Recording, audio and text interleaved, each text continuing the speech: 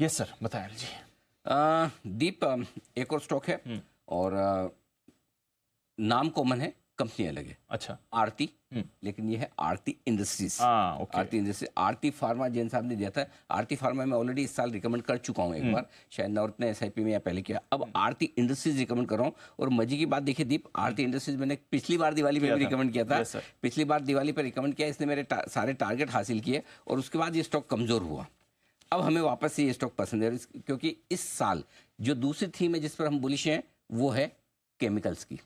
ये chemical company में कि आपको साल भर में बहुत सारे मौके मिल जाते हैं। हमें केमिकल स्टोरी मजबूत नज़र आ रही है। और इस कंपनी के लिए खास बात ये दीप कि इनके रॉ मटेरियल के दाम घट रहे हैं करीबन 14-15%। इसका वो बेंजामिन, पता नहीं कुछ तो नाम है जो सिद्धार्थ जी ज़्यादा अच्छे से बता सकते हैं। बेंजामिन जो भी बेंजी, तो वो उसके दाम घट रहे हैं और इनके फिनिश प्रोडक्ट के दाम करीबन 10% बढ़ चुके हैं। तो इनको 20 से 25% का एक वो मिल रहा है, बेनिफिट मिल रहा है। वो हमें लगता है कि अब नतीजों में आना शुरू होगा, तो दोनों तरह से एक बड़ा फायदा हो रहा है।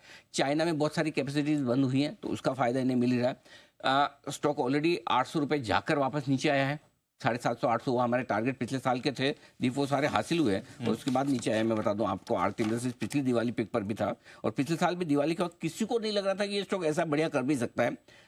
पिछली बार हमने जो टारगेट दिए थे 800 और 1200 के दिए थे, तो 800 वाला टारगेट 511 में दिया था पिछले साल। सोचो वापस लगभग अभी कितना है, 522, उसी भाव पे आ गया। और ऊपर में 800 हिट करके आया था ये टारगेट। आरती इंडस्ट्रीज एक बार 800 हिट करके आया। तो हमें लगता है ये पुरानी ग्लोरी वापस इसको मिलेगी।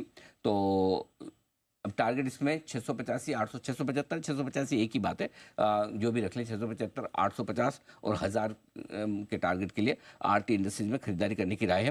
कंपनी अपने डेट रिडक्शन पर फोकस कर रही है, आकर्षक वैल्यूएशन पे है और हमें लगता है ये स्टॉक एक साल के लिए आपके पोर्टफोलियो का हिस्सा बन सकता है। ये वायदा कारोबार के इसमें भी है मेरे ख्याल से। एफएनओ स्टॉक, कैश और एफएनओ दोनों में है। तो आप लेकिन वायदा कारोबार में बिल्कुल ना खरीदें।